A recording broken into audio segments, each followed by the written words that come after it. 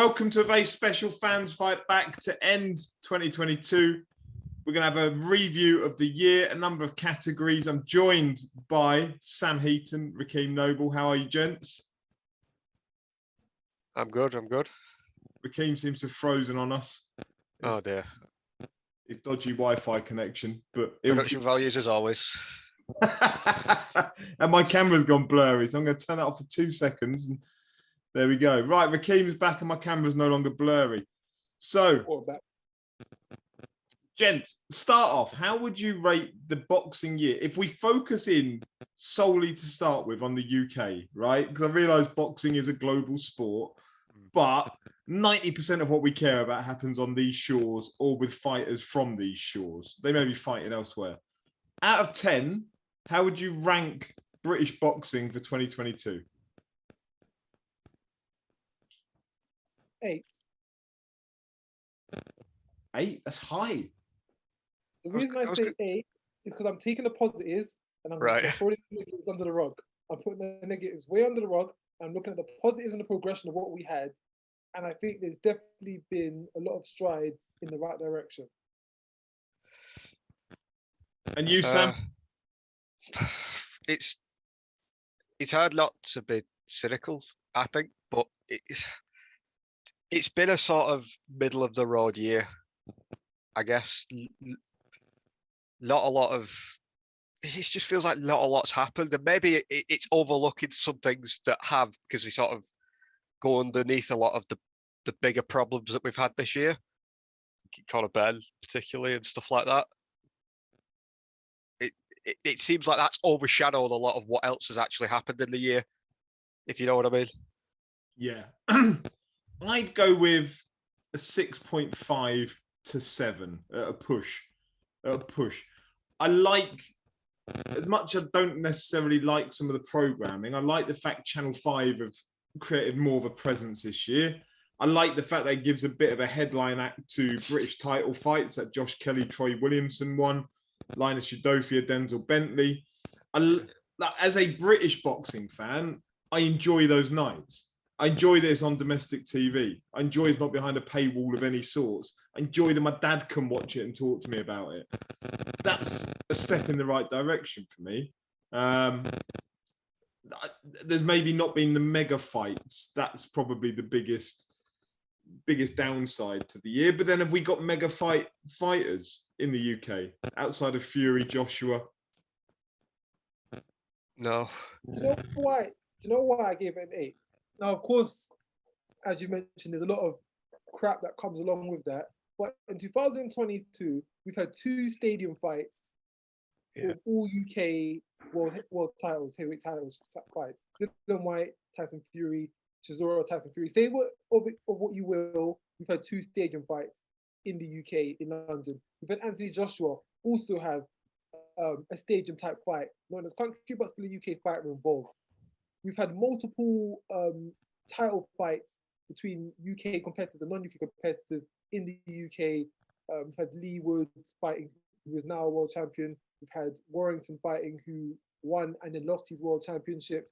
We've had the showcases, Savannah Marshall, Clarissa Shields, the all-women's cover boxer.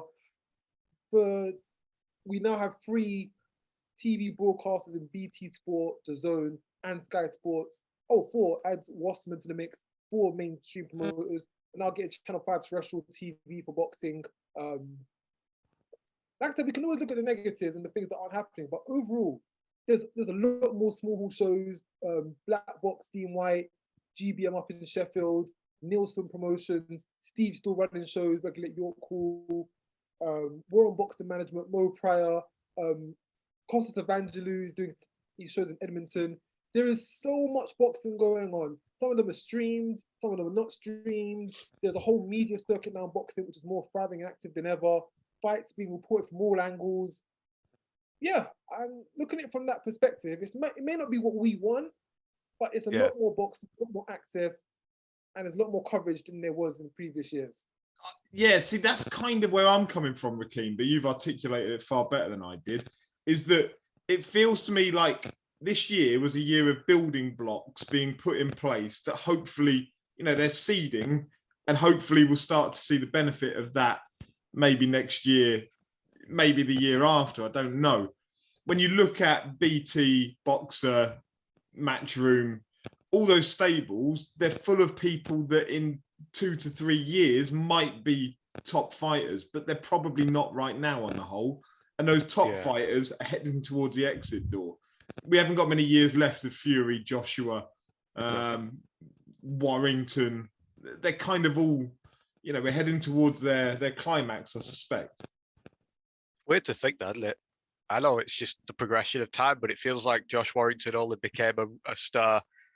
I know Joshua Fury have been a star for years, but like it feels like Warrington only became one relatively recently. Yeah. So to think that he's probably, because I'd forgotten about the defeat last week or the week before. Yeah, it's weird to think that about these guys, because there aren't a lot, like you said, there aren't a lot. There are a lot of good fighters behind them, but you're looking for one of them to take that step to go beyond just being a good fighter. Yeah, it needs Yard to beat Beterbiev in January. That's that's the breakout star that we need. That's a big ask. So, with all that in mind, who's your fighter of the year? Do it UK and worldwide. UK and worldwide. All right, can I start with the worldwide? Yeah, because I think it's a relatively easy choice. It's Dimitri Bivol. I don't really think there's much. You could probably make a case for Inoue as well. I think Bam Rodriguez. Bam Rodriguez. That's a good shout, actually. Yeah, I forgot about that. 2 weight classes, took a world title fight, got 2 world-class names on his reservoir, 3 fights, and now he's name in contention. So he's made his year this year. Same for Dimitri Bivol. Even if the funny thing with Bivol, they had him on the zone cards underneath Campbell Hatton. Like Craig Richards.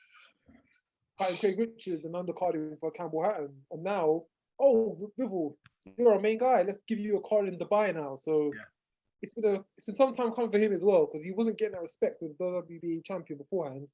No, I agree. I have to go for Bivol purely because I don't watch little men fight all that often.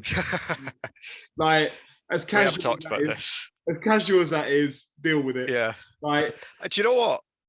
I would have if Gonzalez had beaten Estrada, I would have said him. But as much as you know I love Gonzalez, I can't make a case he won the 3rd fight. It was close, but I didn't win it. So yeah, realistically, anyway, if he fought all the time, which you wish he would, but obviously, like you said, promotional issues and what have you, he would be fighter of the year every year till he's dead. But I don't know, not this year, because anyway, this year he beat Paul Butler and Anito Donaire. And he KO'd Donaire though, and that's something like fighter of the year category. Yeah, good accomplishments, but Donaire is beyond his years. And Paul Butler, bit of a shout to Paul Butler for taking the fight, but it was always seen as a routine fight for. Yeah, I know what you mean. I couldn't put him as fighter of the year for those 2 fights. So what about UK based? I'm going to put it out there. Dan Aziz. Yeah. Or Natasha Jonas. Yeah. Jonas started this year without any world titles. She's finished the year with 3 world titles in a weight category she probably never thought she was going to be featuring in. I think it's hard to make a case against Jonas. Yeah, now you've said that. Now I've stopped to think about that. Yeah, probably Natasha Jonas. For female fighter, most definitely Natasha Jonas. From 0 to 3 belts in a year. Now getting talked about back to Clarissa Shields. Yeah, most definitely. Dan Aziz, you know, I'm always going to like Dan Aziz's story because he did it the up and traditional way. He started in a small hall. He's literally went through every belt. Southern area, English, British, then Commonwealth. And I'm pretty sure he's going for the European next once he wins the British outright. And fighters like that, I just can't give them enough credit for have to go doing it that way and get to the point that they're at. So yeah, Dan Aziz, I'll gladly say he's fighter of the year. But also, I would also point out is to Sonny Edwards, because Sonny Edwards is making noise all year. He's been calling out these big names. He's been saying he deserves to be in the limelight. He deserves to be in the spot. He's made the most of what's got around him. And he's had 2 impressive performances this year, 2 shutouts, and he's definitely shown that, yeah, I deserve to be at world level. Give me a crack. It's about time. So yeah. I mean, there's 3 things that count against him ultimately. One is that he's very small. Like, again, that just falls off my radar a little bit. can't be helped. It can't be helped. He could eat more. Could be like me. 2 is that his style isn't for everybody. Like, don't get me wrong, it's impressive, it's brilliant, but it's not for everybody. And 3, he's on a platform that fucking nobody knows it exists on Bellum Live or whatever. Like, all those things count against him, but that's not to take anything away from his performances in the ring. Yeah, I know what you mean. It's hard because, like, sometimes we've seen this in the past, haven't we? Where like fighters that don't have such a good platform, even though they are really good fighters, Just when Taylor. they get beat, it means like the achievement is not properly ranked the way it should be. In the same way, Carl Froch never was appreciated until he beat up Lucien Butte over here. Yeah, Going God, off around the that. world on whatever that old channel was. It was now HBO, wasn't it? It was an HBO fight. Yeah, but like he was on a UK channel, the one that's now Satanta, wasn't it? So he never got the props that he deserved at the time until he came back and fought Butte, then Kessler, then went on that Until he run. signed Freddie Hearn, but you mean? Yeah. As much as people don't like that, It was the birth of both of them, or the rebirth of both of them. Yeah. Right, move on. Knockout of the year. That could be from anywhere in the world. Fill your boots. I'm going to make a claim. There's a lot of worthy candidates, and I'll probably have forgot a lot of them as well. Yeah. But the knockout, the one that stays with me most viscerally is Lee Wood's knockout of Michael Conlan for 2 reasons. One, because I can't remember the last time I saw a person literally fold in half after getting. And like, I don't know if you remember at the time, a lot of us didn't actually think that he'd been hit. We couldn't because we couldn't see it.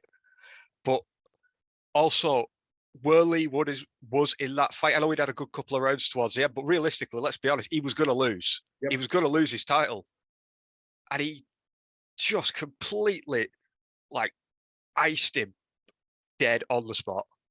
Yeah. And lost the team with connection issues, but hopefully we'll be back. It's hard. The only one that sticks in my mind outside of that was the Joe Cordina one. Oh God, yeah, I forgot about that as well. See, this is what I mean. You forget sometimes about these things, but that was that he threw the jab and then came over the top with the right hand. Over the top. Joe Cordina absolutely was my other shout. If not Michael Conlan, Lee Wood. I picked up the first part of that.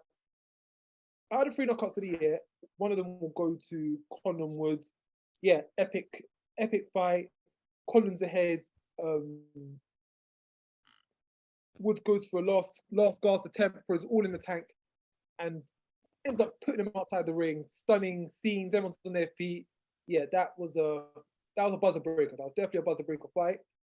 Second one would be Gill versus Jordan Gill versus the French geezer, his name, but I was there at the stage. Guerfi. I can't remember. Yeah, some of that. He was in a world of trouble, wasn't he? Oh, he was gone. He was basically just dead on his feet, Gil. I was there. Jordan was getting battered. He was on the verge of any longer, it could have been stopped. Jordan was on the verge of getting stopped. And he pulls a punch up from nowhere. I was there at the arena. I remember at the time, I wasn't even watching the fight because I thought, it's about to get called off. So I was talking to some people next to me. Then everyone went, ooh, everyone stood up. And there's a big loud cheer. And I saw Jordan limping off to the ropes. And he somehow pulled out the bag. Sometimes it's not the knockout, it's not the punch that catches your attention. It's the story before or after the knockout. Which everyone, what was happening before that? He was getting the crap beat out of him. To turn it around like that, that was one of the knockouts of the year. And lastly, I want to put Plant Durrell. Simply before the shoveling dirt in the mouth. Shoveling dirt. Oh God, yeah. That was a heavy knockout. Before or after it. So with Wood, Conlan, Gill, it was all what was happening before. But with the Durrell knockout, it was the after bit. That just made it. The one that puts me off, because I mentioned Cordina, but who was it? Who was fighting? Was it a Japanese fellow? I can't remember his name. Kagawa, something like that. We were sold Kagawa as this monster, this, he's unstoppable, I bet we never hear from him again. That's what puts me off the Cordina one. No one's Yeah, but ever... I don't. You can't hold that against it because it's like he literally in the same knocked way him that dead. I wouldn't nominate Chris Billum Smith for his one of That the... was a great knockout, by the It way. was, Yeah, but that bloke he was fighting, he should knock him out, and therefore, yeah, I know can't what you give him mean. credit. I bet you I never hear of that bloke Lee Wood knocked out ever again. So I have to discount him on that basis. I've got to have a criteria. That's mine. Right. Biggest bum of the year. Did you like the two contenders I put for this? I did. To tell us who they are, Sam. Eddie Hearns Taylor, because that man has worn some strange garments this year. I don't know if it's like a thing that he's been doing as time's gone on, because he was normally quite sharp with the suits, and he looked like, let's be honest, a pretty sharp version of David Brent. Yeah. But I don't know what's gone on. Maybe it's just he's just decided, look, I've had enough of the suit, or he's ditching it for other things. And then Luis, I actually like Googled his name because I forgot it. Luis Alcaraz Pineda, who was the guy that KSI knocked out. Oh yeah. Because let's be honest, like, look, I'm not a professional boxer, and KSI would knock me out in less than 10 seconds. I'm fully conscious of that fact. However, for a professional fighter to give a performance like that on a stage like that, like, you don't have to beat KSI. I know maybe the fight really wasn't on the level anyway, but you still, come on, man, you should give a better performance than that. I want to give a shout out to Lee Eaton for that. Lee Eaton's a great matchmaker. He's matchmade many fights, and somehow with a week's notice, he was able to put out the worst possible Mexican you could find in Mexico. Yeah, and we don't have a good record recently against Mexicans on late notice. Let's be honest. He found the only Mexican man who can't fight. That is brilliant. In a week's notice as well. That is something. Do you know why that was though? Because he's not a midget. That's why. Because like, if it was a midget, he'd have beat. Like, if he'd have got just some random Mexican like flyweight to fight KSI, he would have knocked KSI out. Yeah. He's done a better job. Any Mexican above 175 pounds can't fight. Fact. Right. We'll deal with that. I said something about that. The exception is, I think the exceptions are Canelo and Andy Ruiz. Other than Yeah, Canelo, don't beat me up. Nah, even at 175, he proved. I'm not taking the Kovalev fight. He's proven he can't fight at 175. Cesar Chavez Jr. can't fight. Andy Ruiz, the only one that's held some weight there. He held a lot of weight there. I'm glad you said it. My biggest bum of the year, right? I'm nominating the British Boxing Board of Control for their absolute inability to stop a show happening on their own shores when they've cancelled it. And the fact that it took the promoters to pull the show, despite the fact the board said they're not going to do the show. And I'm sure we'll come on to the circumstance on it in another category. But if they say you can't do this show and the promoter goes, right, live open workout tomorrow, or whatever that chronology around the timeline was, they get nominated for not being able to have jurisdiction in their own jurisdiction. Bums. Can I add to that? Because I've just realised I had to check because I wasn't sure, but we've forgotten about something that was quite a big thing at the time, and we did say it would all blow over and nothing would come of it, and it did. Catterall and Taylor, also something they should be raked over hot coals for. Now, they did get rid of Ian John Lewis, to be fair. Yeah, but I mean, what's that going to do? Well, that's true. Gets rid of Ian John Lewis. Just gone to Bieber. Yeah. Welcome. But yeah, no, it very much papers over the cracks of, yeah, as you say, that whole scenario. Upset of the year. Which Mexican are we going for? It's gonna be Dimitri Bivol over Alvarez, because, like, I know we said that we thought it was a very hard fight for him to take, and it was. And I did think, Bivol is really, really good, and I think people are overlooking him a little bit. But I didn't think he'd beat Canelo, because I didn't think they'd put Canelo in that fight if they thought he'd lose. So it has to be him. I can't go with that. I wouldn't call it an upset. Before the fight, I actually put down a bet that it was going to be a draw, because from what I've heard of Bivol, he was very capable of winning. But in my opinion, would they give it to him? Were they going to give him the win if he even if he that's won? what I thought. Like, so I never thought it was an easy fight for Canelo. I didn't think Canelo was the favorite going into it at all. I was aware it was the case; they just overlooked him. So I don't know. I couldn't call it an upset. I'd go with Sokolowski over George Fox. Is that an upset? Really?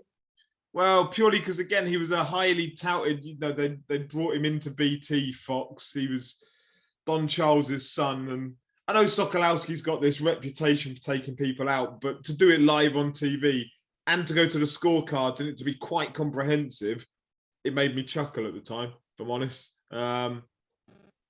It's a good show. It's probably a slightly better show than mine. Mine's predictable, but I'm just going left field. Yeah. Have you got any nominations for that one, Rag? Upset. I wouldn't say it's an upset of the year, but I think a defining upset would be actually no, two upsets. Even if it's not an upset, Lopez versus Warrington. Yeah. It wasn't an upset. I do think Lopez was very much in the fight coming into it, very much seen as a very good chance of it. But it just kind of capped off the year that Matchroom have had. It's been ups and downs, turbulation, drug test fails, pay-per-views falling through, AJ losing the title, or AJ breaking down, all kinds of other chaos going off. And it was just the final, you could say, nail in the 2022 coffin for them to say, do you know, next year's got to be our year. We've hit a bit of a low. Things aren't going great. Next year, it can only go up from here. So you say. To that end, what's been the worst loss, the biggest L in boxing this year? That anyone or any organisation? That's my second point. That's going to be my second point. The next upset of the year was out the ring, was the whole Conor Benn scandal. Was the whole entire Conor Benn scandal. That's one for the ages. It could have happened at the worst time. 3 days before the fight due to take place, the news then breaks by the Daily Mail. Shit has fully hit the fan and scattered absolutely everywhere, and nothing can be done about it. The Daily Mail was on them. The Daily Mail was on them. Boxing Twitter was on them. The boxing media world was on them. It was absolute carnage for the zone, and even now I don't think they've not recovered from it. Fully. No, they've not at all, even slightly.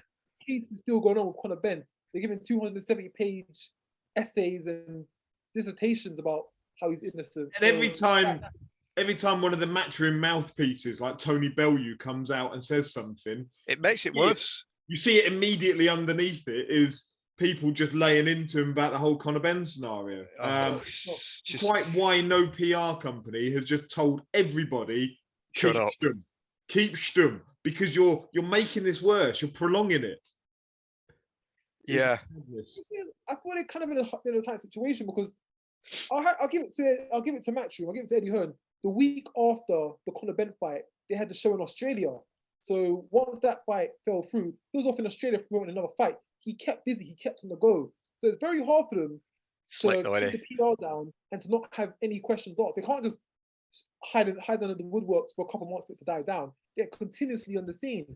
And at the same time, anything they say, it's just going to get reflected back to, oh, so Conor Benn. Oh, so the drug test. Oh, so this. Oh, so that. So they can't really go anywhere. They're kind of stuck. It's like we're in the open, but we can't take shield because everyone's on our case. On that basis, can we also nominate Ben Shalom for the biggest loss in boxing for that little video clip that came out of him saying, "Don't ask me about Joshua. Don't ask me about." Oh, yeah. And he just looked a bit of a knob, really. Like it didn't reflect well, especially in an era whereby we're used to Hearn. You know, I'm sure there's probably a little bit of editing that goes on now and then. I'm sure there are a few questions that he's friendly enough to get avoided.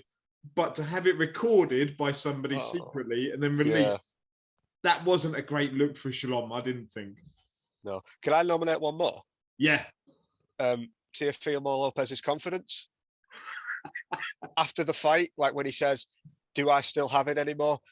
You know, that is one hell of a fall in persona from the guy that he was prior to being beat by Kambosos. Because I remember before Kambosos, he was literally like, "I will knock out every single man that walks this planet," or words to that effect. No, he's actually asking Entourage or whatever he is in the ring, or even his dad, "Do I still have it?"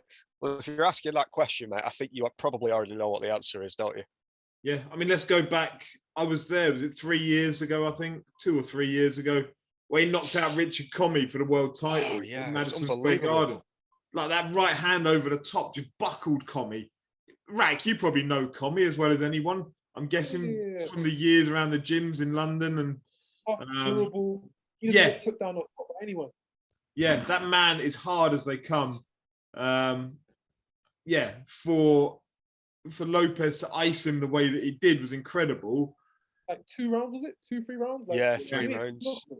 3 rounds. And yeah, for him to go from that version of Lopez to where he is now, which just looks a bit fragile.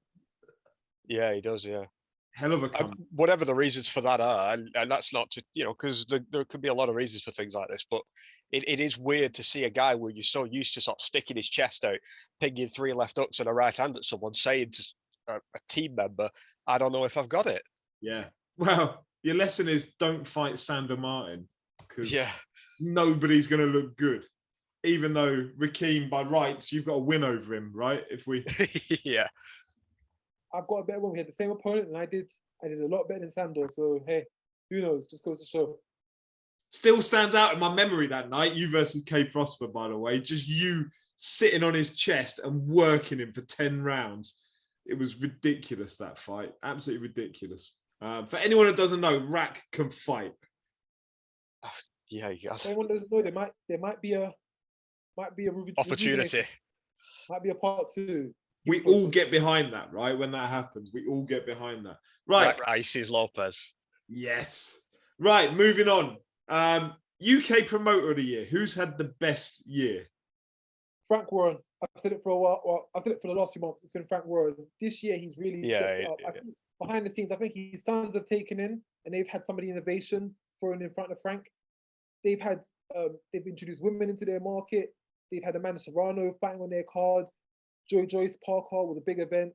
Ryder Parker didn't really end how we wanted to, but still, that's a big fight.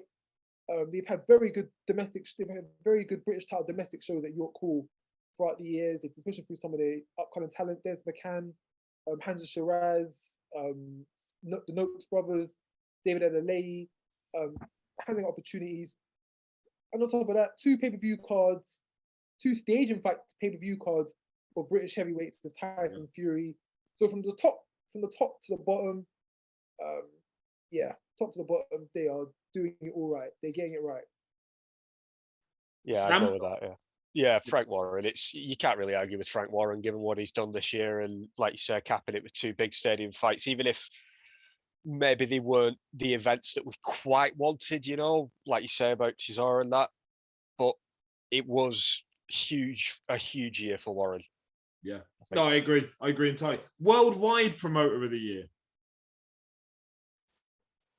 Again, probably Frank Warren. I don't see anybody else that's done like comparatively the same level. I would say Hearn. I suppose Hearn's done more internationally, and because he obviously Matchroom is a bigger international business than Queensbury is, and I know Frank won't like it, but it's true. And so I could see why you would say Hearn, but I think it is what the relative accomplishments are, and I still think what Rack says, what Frank's done probably tops the international thing, even if it's not a more international reach. You know what I mean?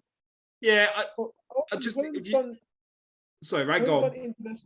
Hearn's done big in America, but would you say that evolves? He's been the best promoter in the world or internationally, or not just America? I would just say if you had to tot up all of the cards, so including the UK, but everything else has been done elsewhere. Oh yeah, Hearn's miles ahead. I don't think you can make a case against Matchroom for that. It's just whether those events are of the same kind of level or have the same kind of impact, maybe, as what. It's the 2 stadium shows for Warren. It's just he'd have had a good year without them, but when Matchroom did them, when they had that run with Joshua where he fought like Klitschko and then Takam and Parker and then Povetkin in the stadium, just like in a row, and that really eclipsed basically everyone else. And it's sort of similar, I think, with Fury. Wait a minute, we've got this far reviewing this year, and we haven't touched on Joshua's breakdown in the ring post. Well, I was going to say, because we're running out of time, I was going to say, moment of the year, I put 3 candidates for this, which were Fury's walkout at Wembley, because it was genuinely amazing, like one of the best moments of the year. Joshua's rant in Saudi, which was, it was so bad you couldn't stop watching it. Yeah. And then the last one, which is my personal favourite, and I hope Rack appreciates this as well, was Boxing Shrew's demolition of Chris Lloyd when he showed his shot, shooting his shot with Sky Nicholson. Oh, it was great. That was my photo. Yes. With your photo. It was just that was my favourite moment of the year by far. I genuinely haven't laughed so much in my life. I don't know whether you agree, but Rack, what's your moment of the year, Rack? Like when you think of boxing in 2022, what is going to be the one standout event, moment, thing? This year, a few of them. I mean, a lot of them revolve around Twitter.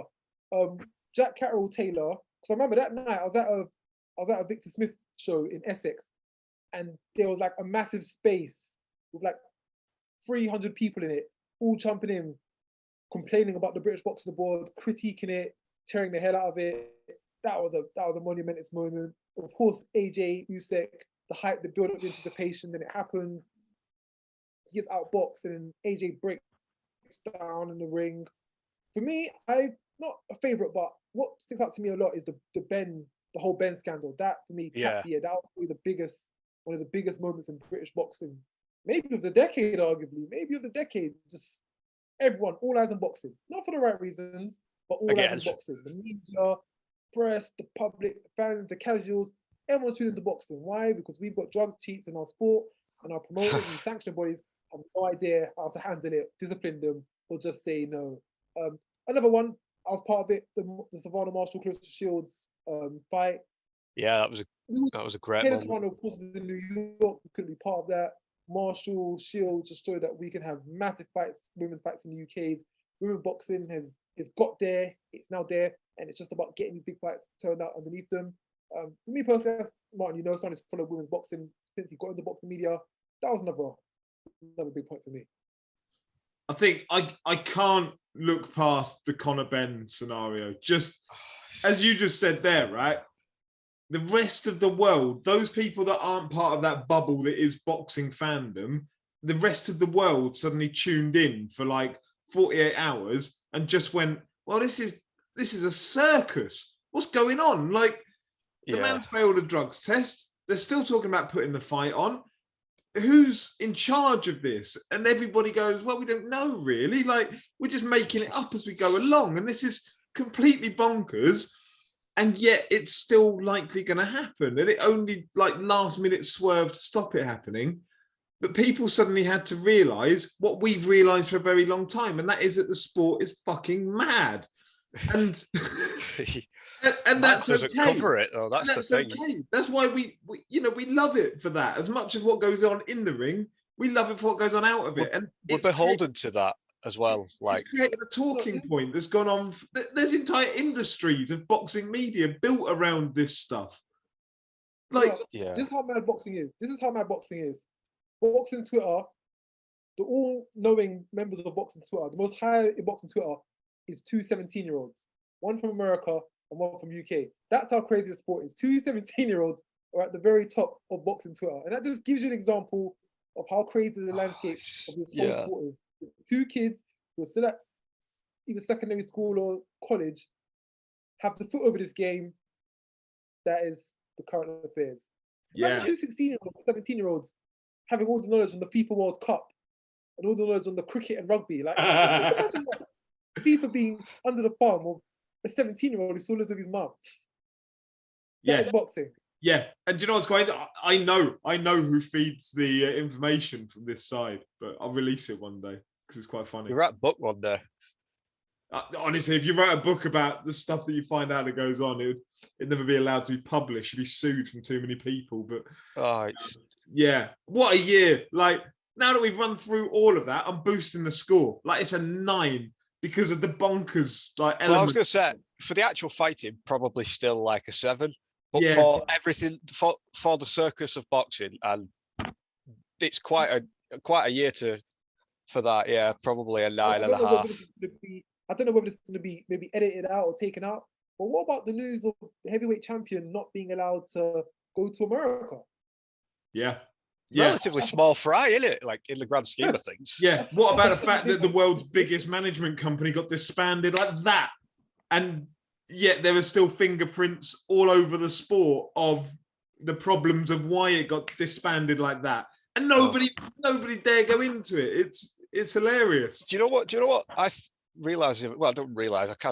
I always knew it. But if you think about like the other stories in the '60s of boxing being beholden to, let's call them less than savoury people, I don't think it's changed. No, of course. It's just rebranded. It's not changed. And that's why we love it. Right, gentlemen, thank you so much. What a review of the year. So many bits I'd forgotten about until you've mentioned them as well. Yeah. But wish you all the best. Thank you for joining us on PitchBoxing. It's been a pleasure. Gents, And you. I'll see you Merry in the new Christmas, year, mate. I'm sure. Just to say, Crawford had loaded gloves for his back Vinicius. Forgot about that one. But yeah, let's run it off. We'll be here all night. Discussing. Gents, thank you very, very much. Have a lovely break.